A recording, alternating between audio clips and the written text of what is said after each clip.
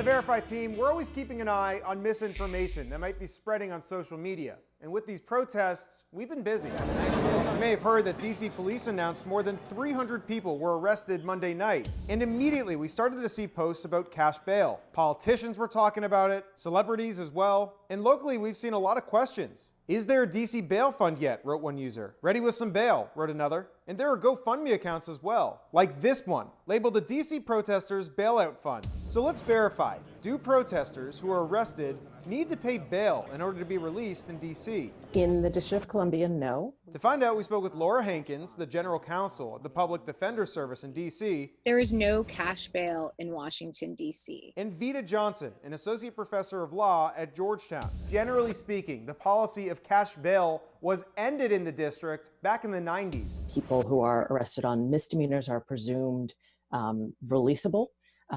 They might have some conditions, but there are not money bonds. So Johnson explains to us that most of the protesters who were arrested were likely released without paying a dime. Those facing more serious crimes may be detained longer, but even then, cash bail is not a factor. There is bail. There is preventive detention in Washington, D.C., but it doesn't involve money. So we can verify. Our experts say false.